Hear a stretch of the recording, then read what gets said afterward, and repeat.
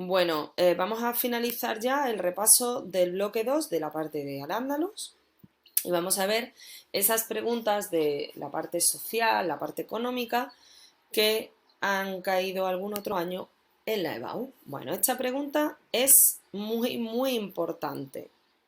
Ha salido varias veces y es muy fácil de responder. Aquí tenéis el esquema.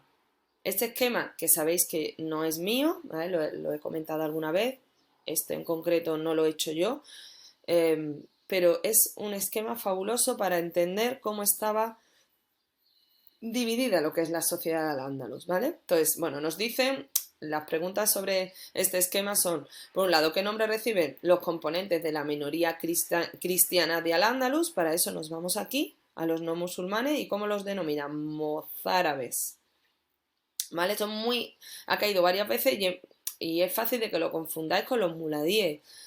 No, mozárabes. Esto hay que aprendérselo y ya está. Pero tampoco tiene mucha complicación. Y luego explica los rasgos principales de la sociedad hispano-musulmana. Ahí es donde, bueno, es verdad que también como cualquier otra sociedad tiene clases altas, medias y clases bajas, pero lo que quieren que les expliquemos es esto, que en Al-Ándalus la sociedad estaba dividida, como os he explicado antes, el Islam lo influye, ¿no? Y lo marca todo, también lo social. Entonces, la sociedad se divide entre musulmanes y no musulmanes. Entre musulmanes, que algunos son árabes, ya sabéis que este concepto a mí no me gusta usarlo porque no solo venían de la península arábiga, sino que también venían de otras zonas, ¿vale? Por ejemplo, de la zona siria. Pero bueno, podemos utilizar el término, no pasa nada. Entonces, esos árabes, esos musulmanes de Asia, los bereberes, que eran los musulmanes del norte de África, que estos eran la mayoría, estos eran una minoría, vinieron muy pocos realmente de la península y de Siria, ¿no? Pero los bereberes eran más, estaban más cerca y la invasión, además, también tenemos que tener en cuenta luego almohades, o sea, almorávide y almohades, esas dos invasiones. Entonces, aún así, cuando llega Tarik, trae muchos bereberes en su ejército. Y los que eran mayoría, la mayoría de todos estos, los que abundan, los que hay más, son los muladíes, los peninsulares convertidos al Islam, ¿vale?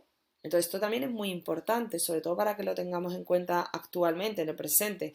Los musulmanes que había en la península ibérica eran peninsulares en su inmensa mayoría. Los no musulmanes. Bueno, en la península ibérica lo que había eran no musulmanes a los que denominaban los pueblos del libro. ¿Eso qué es? Bueno, pues que tanto musulmanes como judíos, cristianos, comparten el Antiguo Testamento, comparten la Biblia. Por eso los llaman los pueblos del libro. No les obligan a convertirse al Islam. No hemos podido profundizar mucho porque esto además, bueno, toca historia de España, pero sobre todo historia universal, pero imagino que en segundo de la ESO lo explicarían. No es real esa imagen de los musulmanes obligando a los no musulmanes a convertirse. Obligaban a los que no eran pueblos del libro. Evidentemente obligaron a muchos, ¿eh? Pero a cristianos y a judíos no. A cristianos y a judíos los respetan. Luego tienen otra serie de cuestiones, evidentemente, que no les favorecen, por eso muchos se convierten al Islam, porque no pagan impuestos y, bueno, por una serie, ¿no?, de ventajas que tienen, porque si no, pues alguno habría optado por quedarse, ¿no?, y mantener su religión. Pero no por obligación, o sea, no hay una obligación, hay un pragmatismo de muchos muladíes, de muchos que habían sido cristianos, de convertirse al Islam pues por pragmatismo, por necesidad, y también porque tenemos que darnos cuenta que los visigodos eran arrianos en un principio y se habían convertido al cristianismo. Entonces, había tradición, pero había familias que su tradición era no muy lejana en el tiempo, sino que su conversión había sido pues de pocas generaciones. Entonces les resulta más fácil. Los no musulmanes son, como hemos dicho antes, mozárabes y judíos. A los judíos no les damos un nombre peculiar, pero a los cristianos que viven en zonas musulmanas sí, les llamamos mozárabes, ¿vale? Y luego pues había esclavos. Así que este es el esquema que tendríais que explicar y tendríais que hablar, ¿no?, y comentar, bueno, pues Los árabes, esto lo tenéis en los apuntes un poquito extensos, sí. Los árabes o sirios eran la minoría, ¿no? Se dedican muchos de ellos y se asientan en zonas agrarias, agrícolas, mientras que los bereberes, muchos tenían una tradición ganadera, se van a situar en zonas montañosas, Sierra Morena, también el sistema central. Bueno, los muladíes se quedan donde estaban. Pero esto es muy importante que insistamos, los muladíes son la mayoría de los musulmanes que hay en la península ibérica, que son esos conversos al Islam.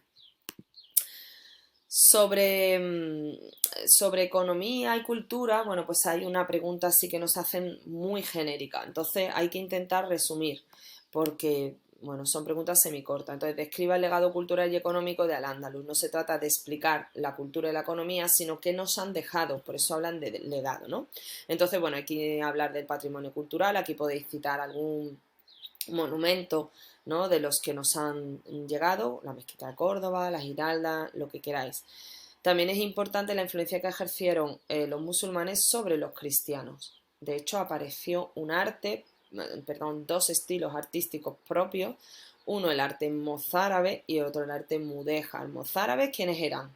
Los cristianos que vivían en zonas musulmanas y que huyendo, especialmente, aunque no únicamente, pero cuando llegan almorávides y almohades, que eran más intransigentes de los religiosos, sí que hay una huida también en algunos momentos de persecución durante el Emirato Independiente, y esos mozárabes que huyen influyen en el arte, ¿vale? Y el arte mudéjar, pues son de aquellos musulmanes que viven en zona cristiana, porque cuando uno va avanzando, la gente se va quedando, y también hay, bueno, pues hay musulmanes que pueden transitar a la otra zona. Entonces, ese arte mudéjar también es importante y esa influencia, ¿no? Las aportaciones lingüísticas, hay palabras que nosotros usamos que vienen directamente de nuestra etapa andalusí, ¿vale?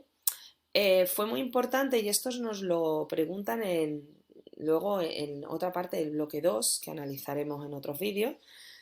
Ellos lo que hacen es rescatar el arte griego y romano, ¿vale? Averroes, y ese rescate de ese saber, esa copia de esos documentos, esa conservación, es lo que luego, que es lo que nos preguntan un poquito más adelante, lo que luego conservarán en la Escuela de Traductores de Toledo y que les permitirá también estas aportaciones, bueno, pues convertir este lugar en un punto de encuentro cultural, ¿vale? Pero hay un primer paso, que son que los musulmanes, bueno, pues van rescatando todos esos saberes. Y bueno, sus aportaciones científicas también son importantes, ¿no? El astrolabio, la pólvora. Es verdad que estas aportaciones, muchos de ellos las traen a la península ibérica. No son invenciones suyas, ¿no? O creaciones suyas, pero sí que nos las traen, ¿vale? ¿Nos lo hubieran traído otros en otro momento? Bueno, sí, pero los trajeron ellos. Papel, cuadrante, el molino de agua, muy importante para la agricultura, que ahora lo vemos. En lo económico, ¿qué hicieron? Impulsar el regadío. Estábamos hablando antes, ¿no?, de los molinos. Impulsan el regadío con esos molinos, esas norias, ¿no? Y traen productos, los cítricos, el arroz, el algodón. Entonces, bueno, desde el punto de vista del sector primario hay una explotación que ya venía de Imperio Romano, pero una intensificación y un aporte de nuevas cuestiones, ¿no?, para mejorar lo que es el sector primario, que en ese momento era el fundamental. También se impulsa la artesanía, hay una influencia, ¿no?, en todo lo que se hace, vasijas, tejidos, ¿no?, telas. Y por supuesto se desarrolla el comercio, ese comercio que interconecta, ¿no?, con el resto del Imperio Islámico, y hay un trasvase y hay una influencia, ¿no?, y unas relaciones comerciales, porque nosotros pertenecíamos en ese momento a un gran imperio, aunque independientes en la parte del califato, pero no, a un gran territorio musulmán que comercia y que económicamente se va influyendo. Y aquí terminamos el repaso de la parte de Al-Ándalus.